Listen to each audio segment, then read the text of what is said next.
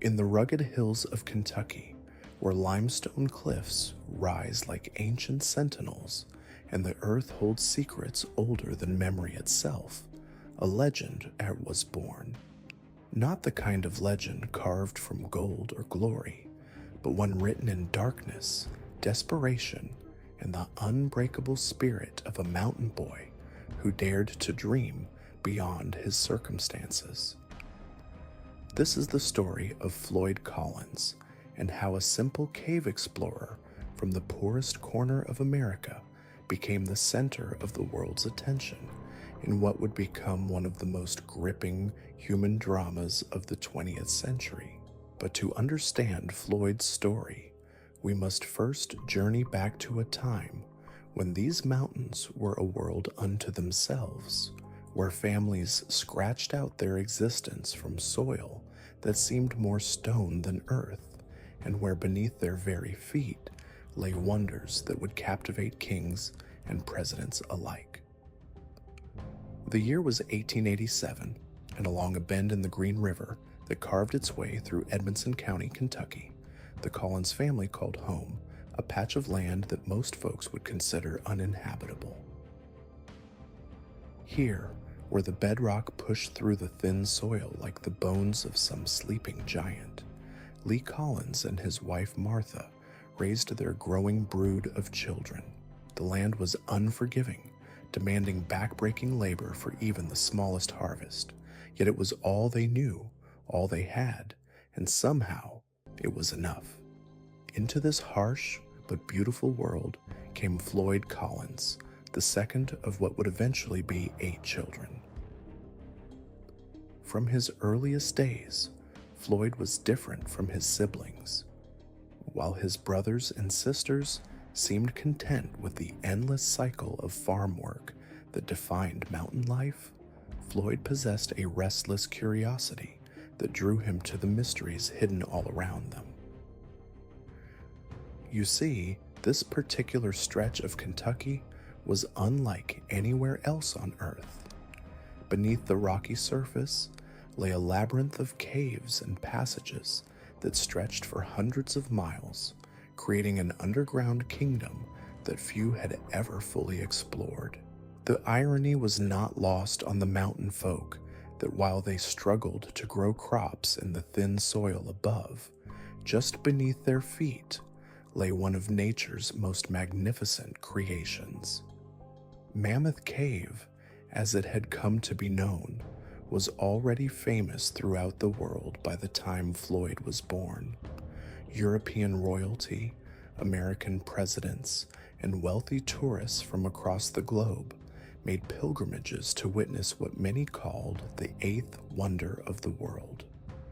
They came by steamboat and railroad, staying in grand hotels built specifically to accommodate their refined tastes, all while the local families who lived above this underground paradise remained trapped in poverty.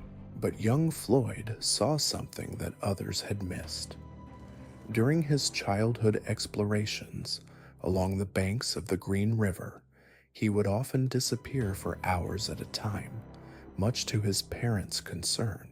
While other children his age were content to fish or swim in the river's cool waters, Floyd was drawn to the dark openings that dotted the limestone cliffs. Armed with nothing more than a kerosene lantern and the fearless heart of youth, he began mapping an underground world that existed parallel to the one above. By the time Floyd reached his teenage years, he had discovered chambers that rivaled anything found in the famous Mammoth Cave system. Crystal formations that caught the light of his lantern and threw it back in brilliant displays of natural artistry. Underground rivers that sang their ancient songs in the darkness. And everywhere, the artifacts left behind by the native peoples who had used these caves for shelter and ceremony thousands of years before the first Europeans set foot in Kentucky. Floyd began collecting these artifacts, arrowheads and pottery shards, jewelry, and tools that spoke of civilizations long vanished. He would carry them to the Grand Hotel near Mammoth Cave, where wealthy tourists would pay good money for authentic Indian relics. For a mountain boy who had never seen more than a few dollars at one time, these sales opened his eyes to possibilities he had never imagined. It was during one of these trips to sell his artifacts that Floyd first encountered Dr. Edmund Turner, a geologist from the East who had come to study the cave systems of Kentucky. Dr. Turner was immediately impressed by Floyd's knowledge of the underground passages and offered him something that would change his life forever, $2 a day, to serve as his guide through the unmapped caverns that Floyd had discovered. $2 a day was more money than most mountain families saw in a month. For Floyd, it represented something far more valuable than mere cash. It was validation that his obsession with the underground world had worth, that others valued what he had spent his life learning.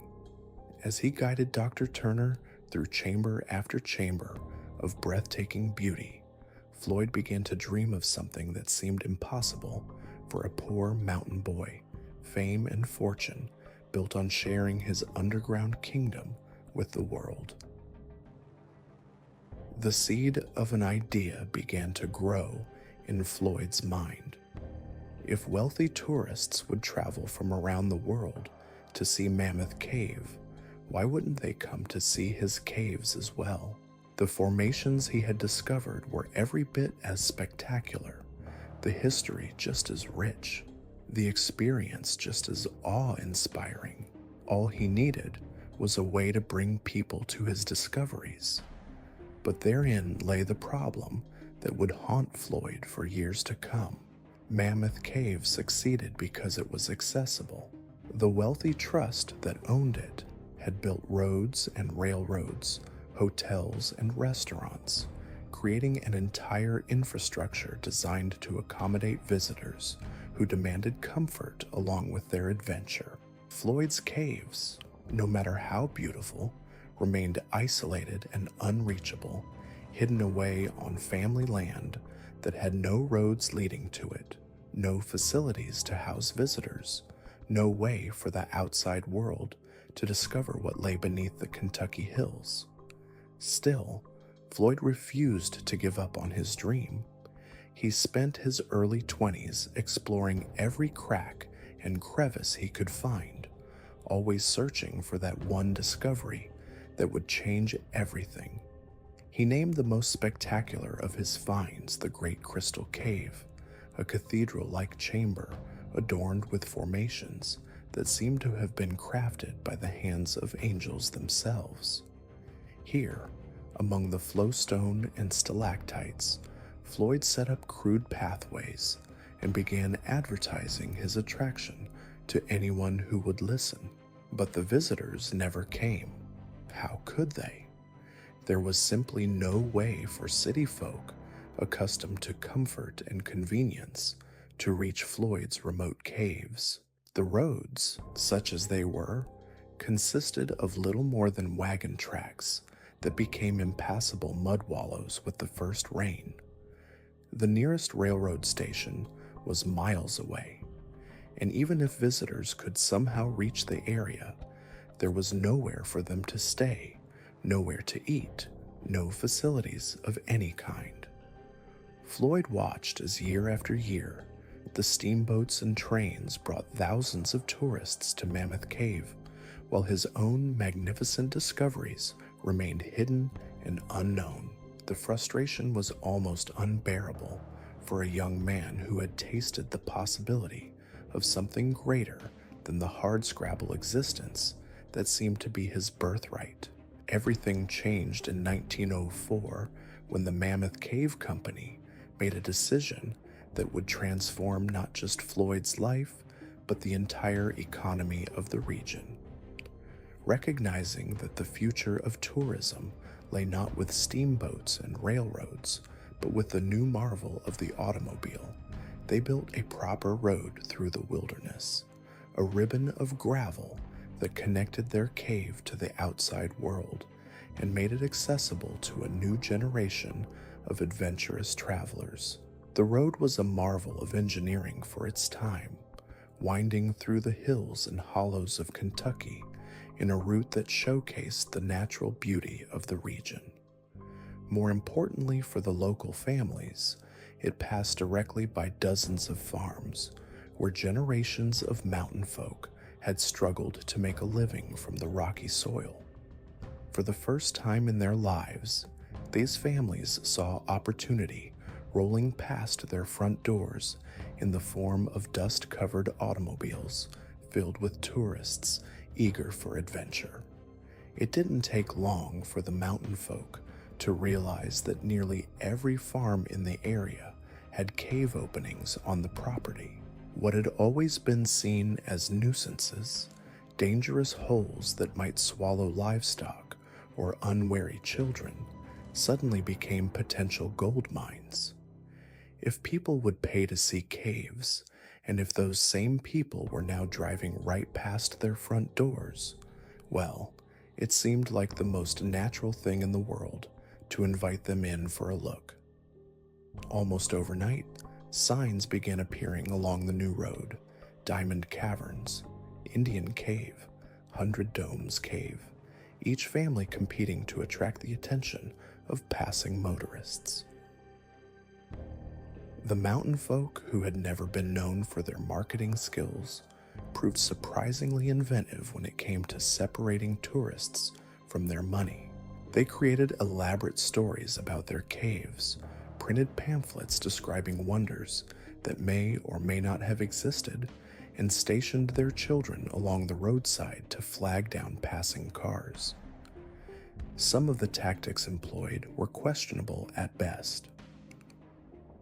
Farmers would inform tourists that Mammoth Cave was flooded or closed for repairs, but that their cave was open and just as spectacular.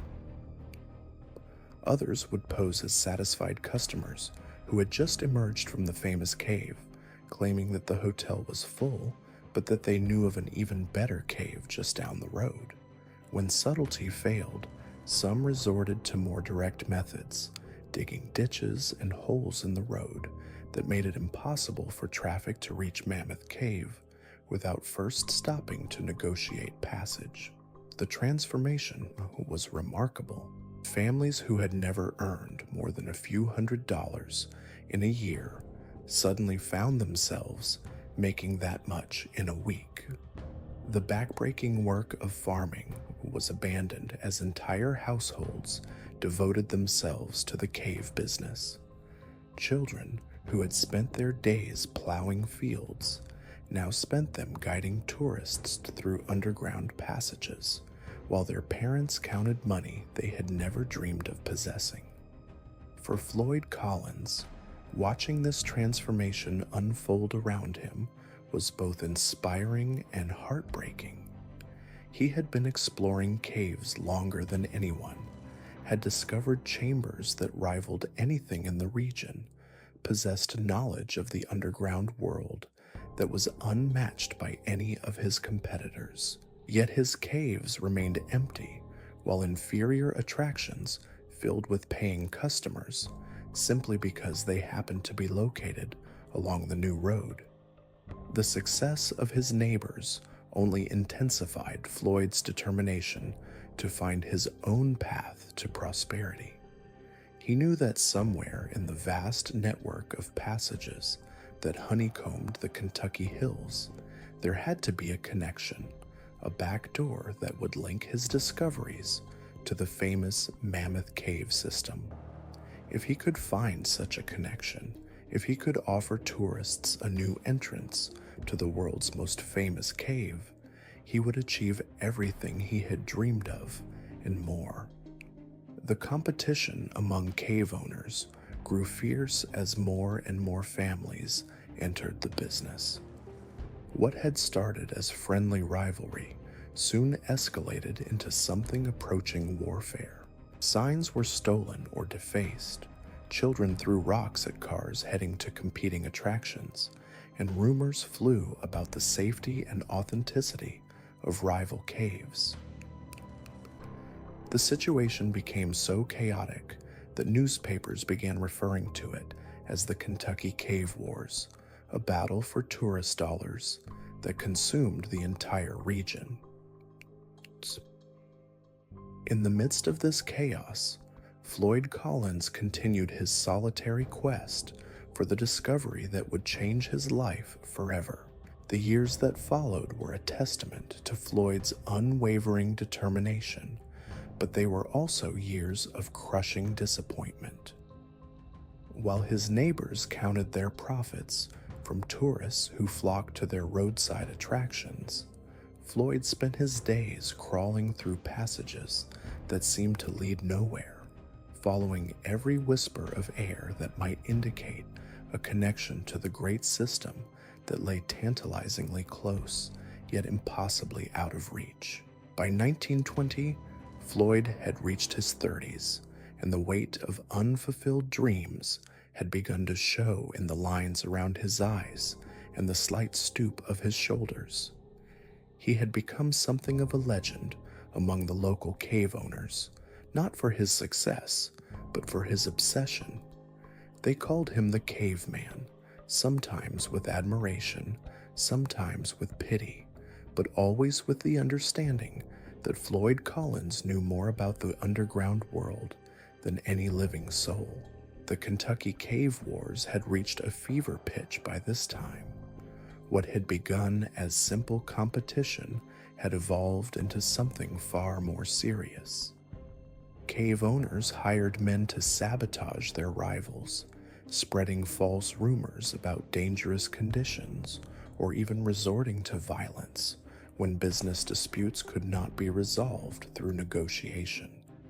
One particularly bitter feud ended with gunshots in the local post office, leaving one cave owner dead and another facing murder charges. In the midst of this chaos, Floyd remained focused on his singular goal. He had developed a theory based on years of observation and exploration that there existed an undiscovered passage that would connect directly to the main Mammoth Cave system. Such a discovery would not only make him wealthy beyond his wildest dreams, but would also establish him as the greatest cave explorer of his generation. To finance his continuing search, Floyd entered into partnerships with several local farmers, offering to split any profits from cave discoveries made on their property. It was a risky proposition for the farmers, as Floyd's track record of turning cave discoveries into profitable enterprises was virtually non-existent, but his reputation as an explorer was unquestioned, and the possibility of finding a back entrance to Mammoth Cave was too tempting to ignore. The work was grueling and dangerous. Floyd would spend entire days underground, crawling through passages so narrow that his shoulders scraped the walls, following air currents and geological clues that only he seemed able to interpret. He carried with him only the most basic equipment: a kerosene lamp for light, a few simple tools for moving rocks, and an iron will that refused to accept defeat. His methods were unconventional, even by the standards of other cave explorers. While most men would turn back when a passage became too tight or too dangerous, Floyd seemed to possess an almost supernatural ability to squeeze through openings that would stop other men cold. His slight build, so honed by years of hard work and sparse mountain meals, allowed him to navigate spaces that larger men could never attempt. But it was not just his physical attributes that set Floyd apart. He had developed an intuitive understanding of cave systems that bordered on the mystical. He could sense the presence of large chambers beyond seemingly solid walls, could follow the faintest breath of air through miles of twisting passages, could read the story written in stone by millions of years of geological history. Local children would often gather at the entrances to caves where Floyd was working, waiting for hours to catch a glimpse of the legendary explorer when he finally emerged, covered in mud and clay, his clothes torn by the rough limestone, but his eyes still burning with the fire of discovery. To them, he was a figure from another world, a man who seemed equally at home above ground or below, who spoke the language of the earth itself. The search that would define Floyd's legacy began on a farm owned by B. Doyle, a man who had watched his neighbors grow wealthy from their cave enterprises, while his own property seemed to offer nothing but ordinary sinkholes and unremarkable openings. Doyle had almost given up hope when Floyd approached him with a proposition that seemed too good to be true. Floyd believed that Doyle's property, which sat directly adjacent to the Mammoth Cave system, held the key to the discovery that had eluded him for so many years. The geological formations were right. The topography suggested the presence of major passages below, and most importantly, the location would provide easy access for tourists traveling the main road. The partnership agreement was simple. Floyd would explore every cave and crevice on Doyle's property, and if he discovered anything of commercial value, they would split the profits equally. It seemed like a fair arrangement, though Doyle privately wondered if he was placing his hopes in the hands of a dreamer whose obsession had already consumed the better part of his life. Floyd began his exploration of the Doyle property in the winter of 1924, working systematically through every opening he could find. Most led nowhere, dead-ending after a few hundred feet or becoming too narrow to continue. But one particular cave, which local children had named Sand Cave for reasons that would later become tragically apparent, showed promise from the very beginning. The entrance to Sand Cave was unremarkable, just another hole in the ground among the many that dotted the Kentucky landscape. But as Floyd descended into its depths, he began to sense something different about this particular system. The air moved in ways that suggested vast spaces beyond, and the sound of his footsteps echoed with a hollow quality that spoke of chambers yet to be discovered. The passage was challenging even by Floyd's standards. In places, it narrowed to barely 18 inches in height, forcing him to crawl on his belly through spaces that would have terrified most men. The walls were slick with moisture, and loose rocks made every movement treacherous.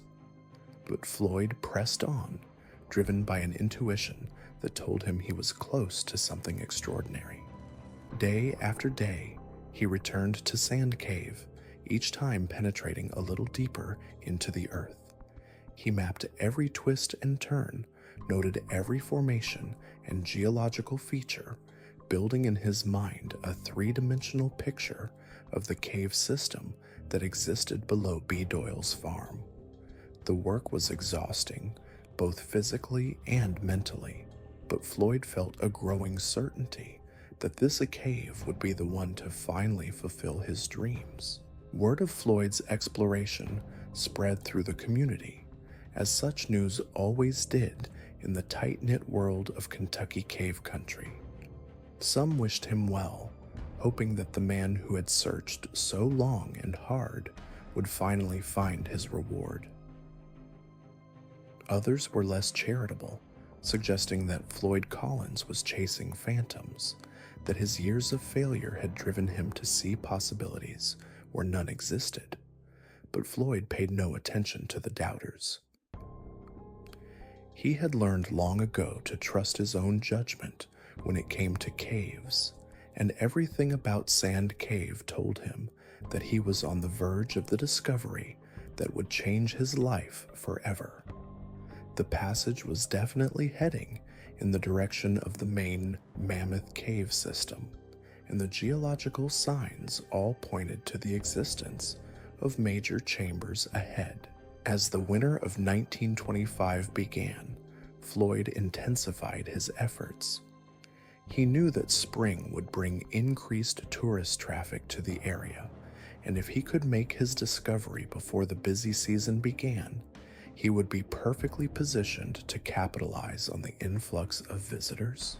The timing seemed perfect, the location was ideal, and for the first time in years, Floyd Collins allowed himself to believe that success was finally within his grasp. He began making plans for the commercial development of whatever he might discover.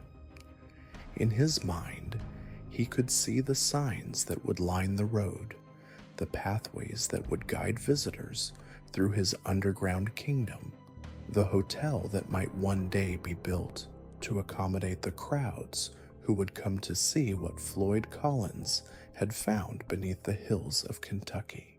The dream that had sustained him through decades of disappointment and failure seemed closer than ever to becoming reality.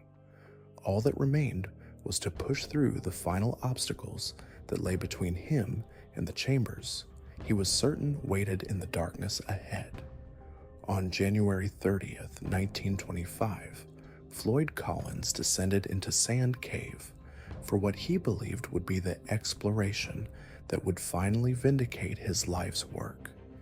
He had no way of knowing that he was about to become the central figure in a drama that would captivate the entire world, or that his name would be remembered long after the caves he sought to discover had been forgotten. The morning was cold and gray, with the kind of penetrating chill that seeps into a man's bones and stays there. Floyd had spent the previous evening preparing his equipment, checking his kerosene lamp, gathering the simple tools he would need for what he hoped would be his final push through the narrow passage that had challenged him for so many weeks.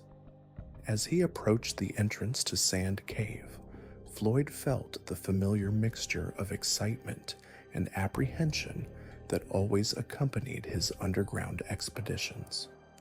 But on this particular morning, there was something more, a sense of destiny that seemed to hang in the air like the mist that rose from the warming earth. He paused at the cave entrance, as he always did, taking a moment to center himself for the ordeal ahead. The opening yawned before him like a mouth frozen in an eternal scream, dark and forbidding, yet somehow welcoming to a man who had spent his life in such places. Floyd lit his lamp, adjusted his clothing to minimize the drag against the narrow walls, and began his descent into the earth. The familiar passage welcomed him like an old friend, each twist and turn as familiar as the rooms of his childhood home. Floyd moved with the fluid grace of a man who had spent years learning to navigate the underground world, his body automatically adjusting to the changing dimensions of the cave, his mind focused on the goal that lay somewhere in the darkness ahead. The passage that had consumed his thoughts for weeks stretched before him, each familiar landmark a stepping stone toward what he believed would be his greatest triumph. Floyd moved with practiced efficiency through the sections he had already mapped, his lamp casting dancing shadows on the limestone walls that had become as familiar as the faces of his own family. As he progressed deeper into the earth, the cave began to narrow in ways that would have turned back lesser men. The ceiling pressed down until Floyd was forced to his hands and knees, then to his belly, wiggling forward through spaces that seemed barely wide enough for a human body. His breathing became labored in the confined space, the sound echoing strangely in the narrow confines of the passage. But Floyd pressed on, driven by the certainty that lay just beyond the next squeeze, just past the next obstacle, waited the discovery that would justify every moment of struggle, every year of ridicule, every dream deferred. The air current that had drawn him to this particular passage remained strong, carrying with it the promise of vast chambers that lay hidden in the Kentucky earth. The lamp in his hand flickered as he navigated a particularly tight section, its light catching on formations that spoke of geological processes spanning millions of years. Floyd paused to catch his breath, feeling the weight of the earth above him, the silence that seemed to press in from all sides. In moments like these, he sometimes wondered if other men felt the same communion with the underground world that had defined his existence, or if he was truly alone in his passion for these dark places. He had been underground for several hours when he reached the section that had stopped him during his previous explorations. Here, the passage narrowed to what local cavers called a squeeze, a restriction so tight that it required removing all unnecessary clothing and equipment to pass through. Floyd had attempted this particular obstacle several times before, always turning back when the confinement became too extreme, even for his experienced nerves. But today felt different. Today, the air current seemed stronger, the promise of discovery more tangible. Floyd began the careful process of preparing for the squeeze, removing his jacket and any tools that might catch on the rough limestone. He positioned his lamp carefully, ensuring that its light would guide him through the restriction ahead. The squeeze itself was a nightmare of claustrophobic terror that would have broken the spirit of most men. Floyd found himself pressed between walls of stone that seemed to grip his body like the jaws of some prehistoric beast. His arms were pinned to his sides, movement possible only through the most careful coordination of muscle and will. Each inch forward required a supreme effort, a conscious decision to continue despite every instinct that screamed for retreat. Yet Floyd persevered, drawing on reserves of determination that had been built through decades of similar ordeals. He had learned long ago that panic was the enemy of survival in such places, that the key to navigating impossible passages lay in maintaining absolute control over both body and mind. His breathing remained steady, his movements deliberate, his focus absolute. Beyond the squeeze, the passage opened slightly, allowing Floyd to move more freely through what appeared to be a natural corridor carved by ancient water flow. The formations here were different from those he had encountered in other caves, suggesting geological processes that might indicate proximity to larger systems. His excitement grew with each foot of progress, each sign that he was approaching something significant. The lamp began to burn low as Floyd pushed deeper into that unexplored territory. He knew he should turn back, that venturing too far with insufficient light was a violation of every safety principle he had learned through years of cave exploration. But the passage ahead seemed to beckon with promises too tempting to ignore, and Floyd made the fateful decision to press on just a little further. It was then that disaster struck with the sudden violence that characterizes all great tragedies. As Floyd attempted to navigate around a particularly awkward rock formation, his lamp caught on a projection and was extinguished, plunging him into a darkness so complete it seemed to have physical weight. In that instant of surprise and disorientation, Floyd made an instinctive movement that would seal his fate. The ceiling above the passage was unstable, held in place by a delicate balance of forces that had existed for centuries.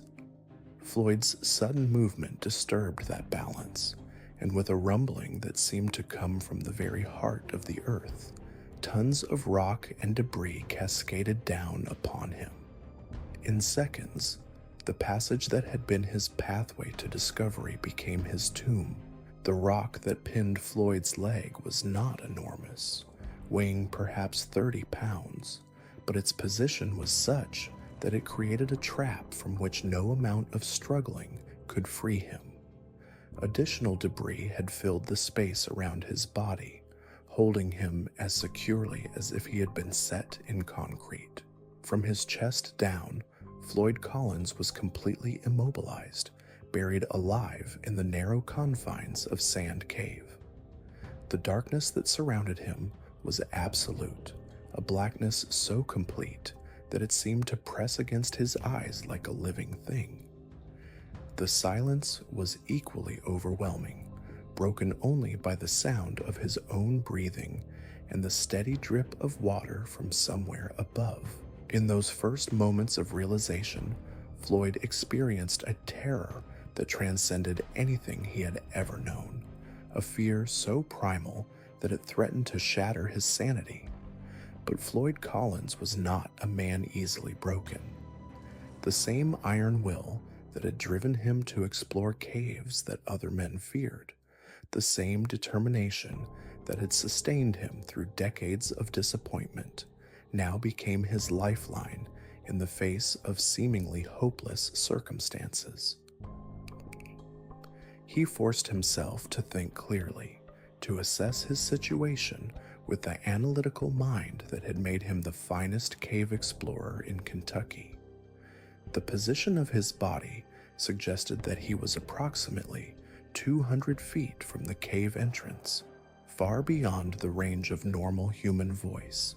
The passage behind him was partially blocked by the same rockfall that had trapped him, making rescue attempts extremely difficult, even if help were to arrive. Most critically, he was pinned in a space so narrow that even the smallest rescuer would have difficulty reaching him. Yet Floyd refused to surrender to despair. He began calling out into the darkness, his voice echoing strangely in the confined space, hoping against hope that someone might hear him and organize a rescue. Hour after hour he called, until his throat was raw and his voice barely a whisper, but the only response was the mocking echo of his own words. The cold was perhaps the most immediate threat to his survival. The cave maintained a constant temperature that felt pleasant during normal exploration, but became a deadly enemy when a man was forced to remain motionless for extended periods. Floyd could feel the chill seeping into his bones, sapping his strength and clouding his thoughts with each passing hour.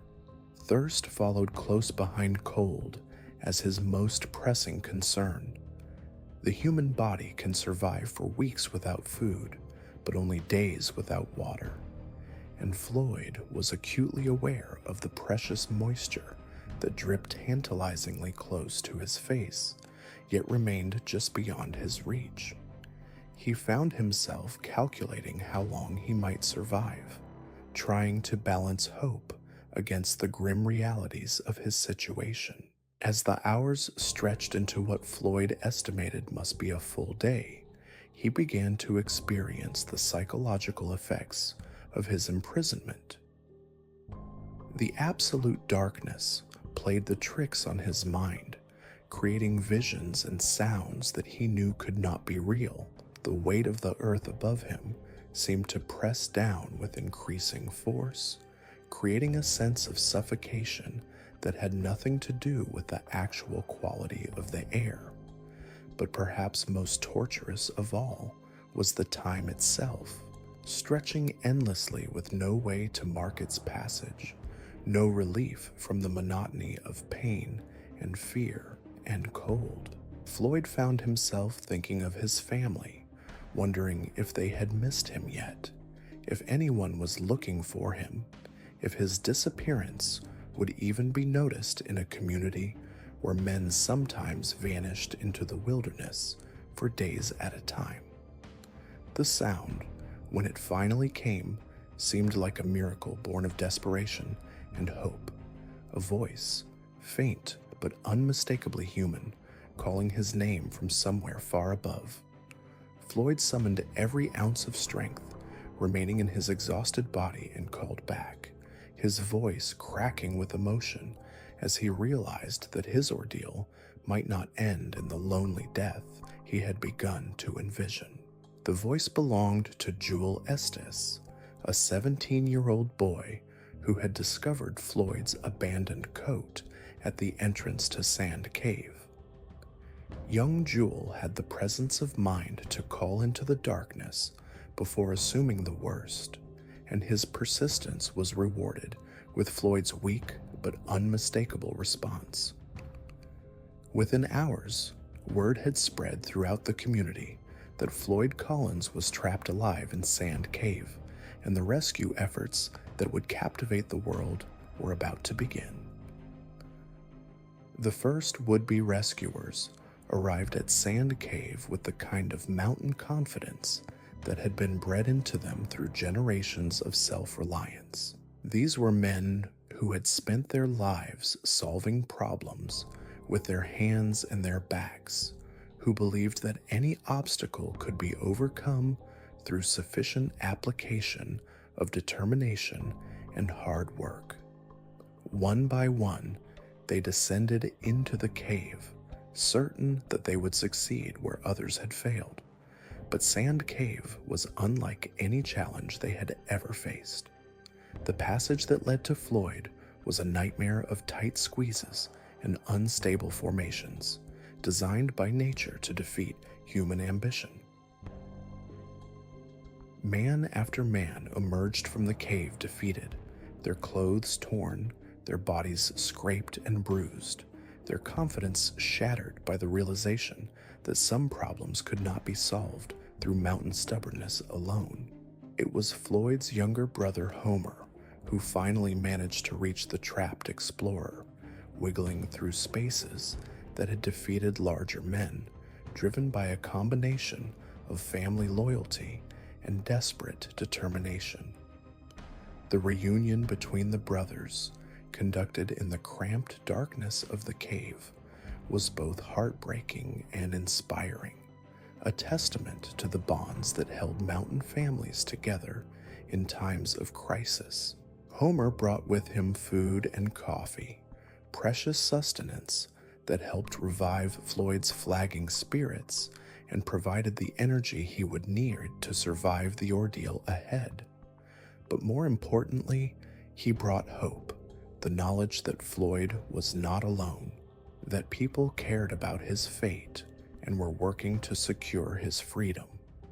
For the first time since his imprisonment began, Floyd Collins allowed himself to believe that he might yet escape his underground tomb.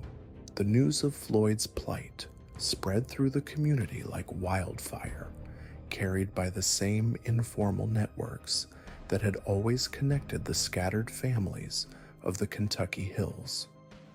By the second day of the crisis, dozens of volunteers had gathered at Sand Cave, each convinced that he possessed the skills or knowledge necessary to effect a rescue.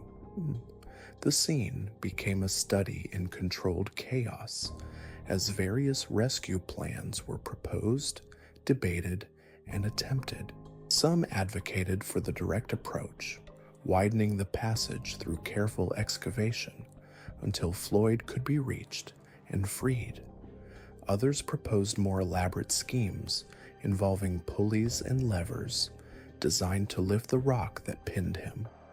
A few suggested the radical step of amputation, arguing that Floyd's leg was a small price to pay for his life.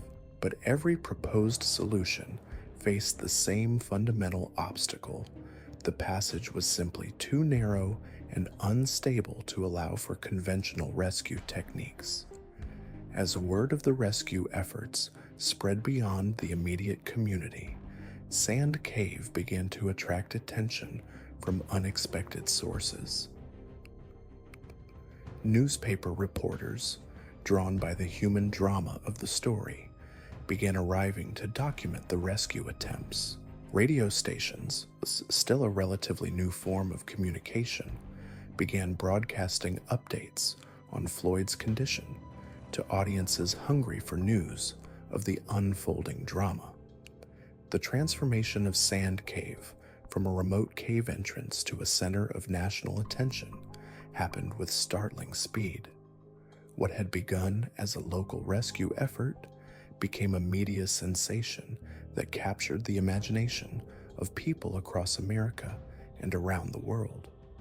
For the first time in history, a news story was unfolding in real time, broadcast live to audiences who hung on every word, every development, every hint of progress or setback in the race to save Floyd Collins. The irony was not lost on those who knew Floyd's story, that the fame and attention he had sought his entire life had finally come to him, but under circumstances that made it impossible for him to enjoy his celebrity. Trapped in the darkness below, Floyd could only listen to the sounds of activity above, the voices of the growing crowd, the machinery being brought in to aid the rescue efforts, all of it a constant reminder of the world he might never see again. The rescue operation that unfolded at Sand Cave would become a watershed moment in American media history, marking the first time that a breaking news story was broadcast live to the entire nation. Radio stations interrupted their regular programming to provide hourly updates on Floyd's condition, while newspapers across the country devoted front-page coverage to the drama playing out in the Kentucky hills.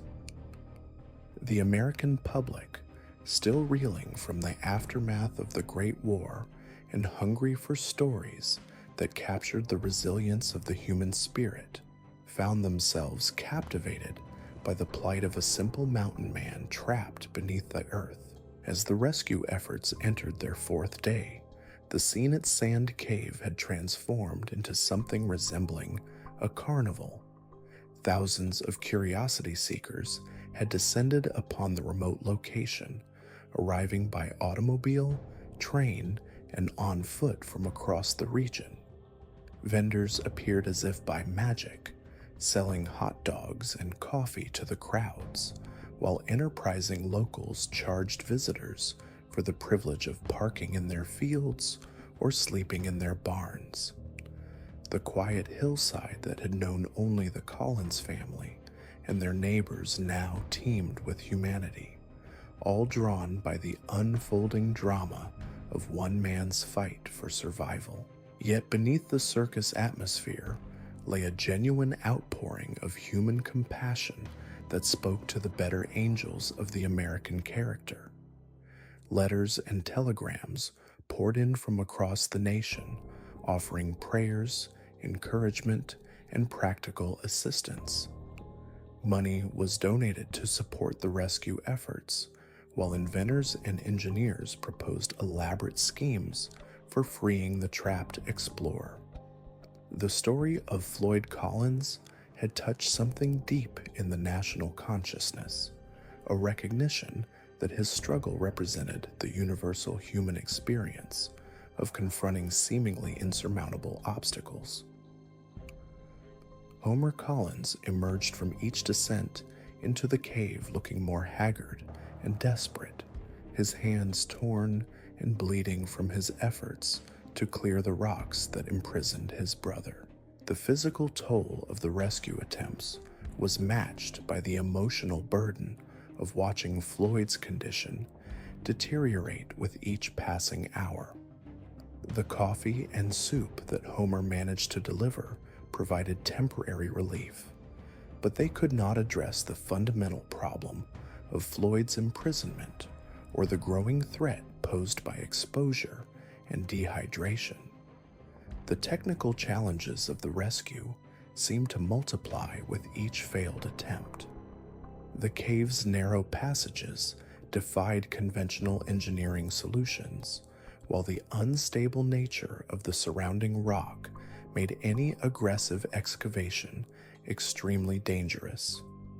Each effort to widen the passage or remove debris risked triggering additional collapses that could seal Floyd's fate permanently.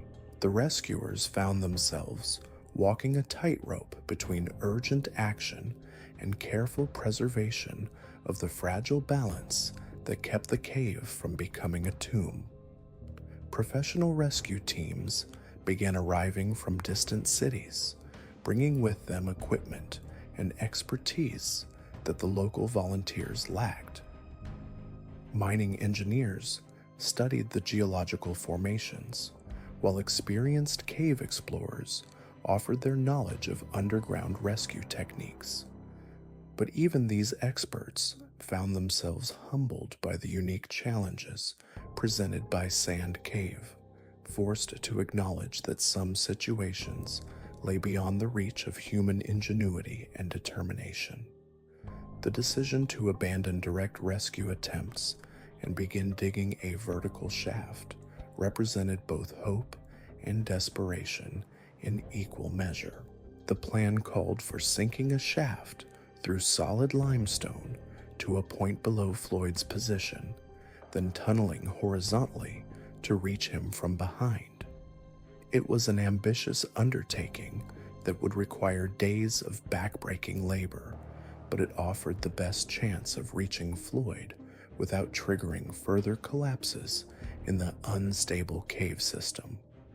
Work on the rescue shaft began with the kind of frenzied energy that characterized the entire operation.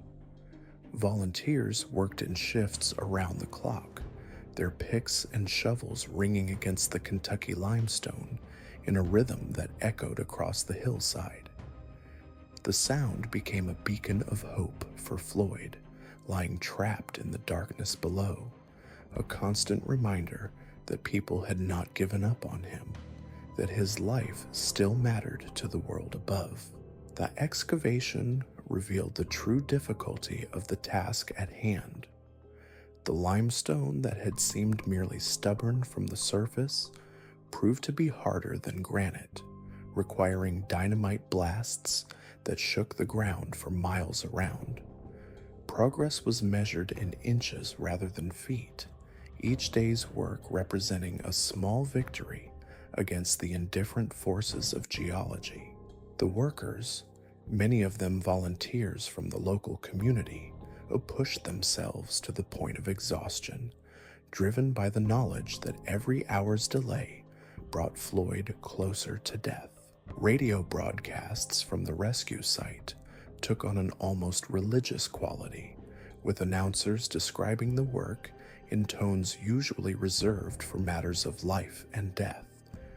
The American public found themselves invested in the fate of a man most had never heard of before the crisis began, their daily routines interrupted by the need to check on Floyd's condition. Children prayed for him in schools, while adults gathered around radios in offices and homes, sharing in a collective vigil that transcended geographic and social boundaries. The psychological toll on Floyd himself became increasingly evident as the days stretched into weeks. The constant darkness, broken only by the occasional visit from rescuers bearing lamps, played havoc with his sense of time and reality. He began experiencing hallucinations, seeing faces in the rock formations around him, hearing voices that existed only in his increasingly fragmented consciousness. The steady drip of water that had initially been merely annoying became a form of torture, each drop a reminder of his helplessness and isolation. Yet even in his deteriorating condition, Floyd maintained the stoic determination that had characterized his entire life.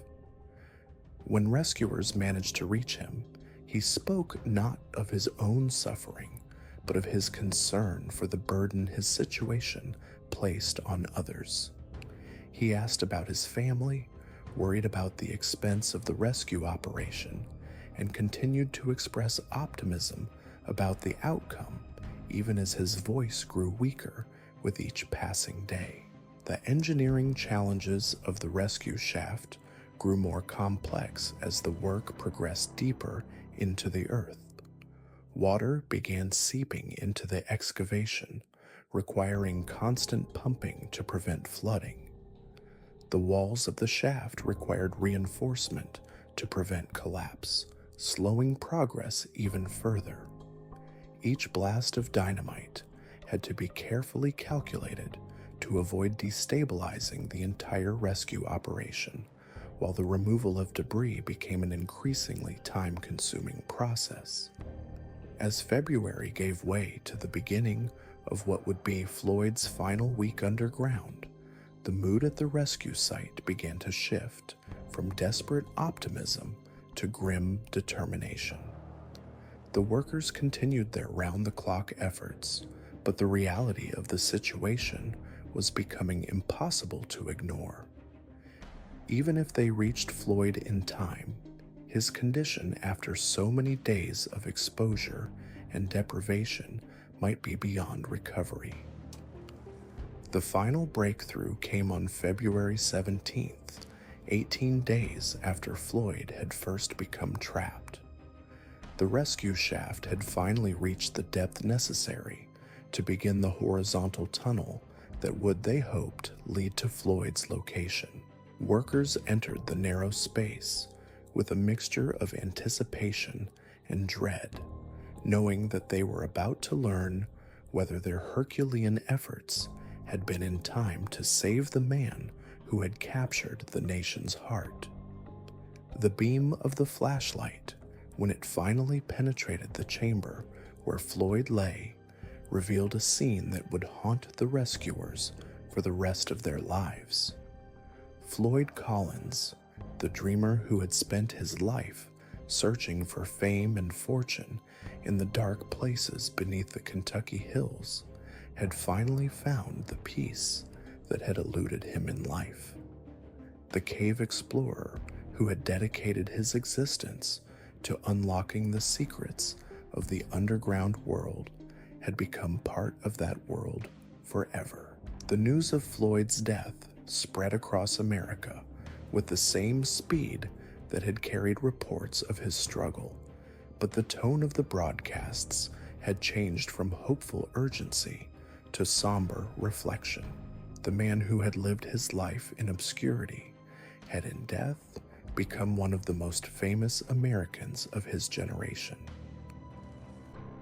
His story had captured something essential about the American spirit, the willingness to dream beyond one's circumstances, to pursue the impossible against overwhelming odds.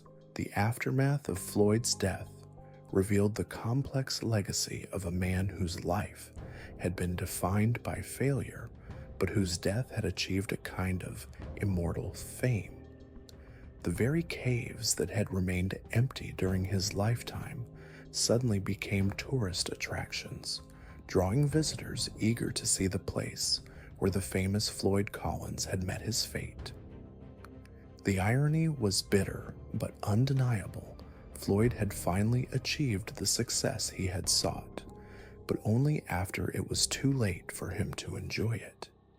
In the years that followed, Floyd's story would be told and retold, becoming part of the folklore of the American mountains. Songs were written about his ordeal, books documented his life and death, and his name became synonymous with the kind of tragic heroism that Americans have always found compelling. The poor mountain boy who had dreamed of something greater than his circumstances had, in the end, achieved a kind of immortality that few men ever know. The cave that claimed Floyd's life eventually became part of the very tourist attraction he had spent his life trying to compete with. Absorbed into the Mammoth Cave system when the federal government created a national park from the scattered cave operations of Kentucky. His story became part of the official narrative of the park, a reminder of the human cost of the dreams that had shaped the region's history. Today, visitors to Mammoth Cave National Park can learn about Floyd Collins in the park's visitor center, where his story is told as part of the larger narrative of cave exploration and tourism in Kentucky. His name appears on plaques and in guidebooks, ensuring that future generations will remember the man who became famous for the way he died rather than the way he lived. The legacy of Floyd Collins extends far beyond the boundaries of Kentucky or even the world of cave exploration.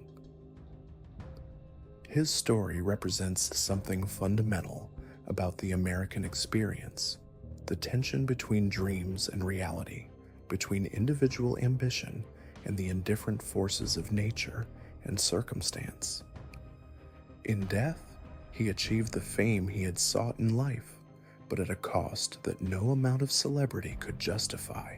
Perhaps the most fitting memorial to Floyd Collins is not found in any museum or monument, but in the countless individuals who have been inspired by his story to pursue their own impossible dreams. His life reminds us that the pursuit of something greater than ourselves is what makes us human, even when that pursuit leads to tragedy. In the end, Floyd Collins got his wish. He became famous, his name known across America and around the world. But fame, as he discovered too late, is a prize that can exact the ultimate price. The boy who had once sat by the Green River, watching steamboats carry wealthy passengers to destinations he could only imagine, had finally taken his own journey into legend.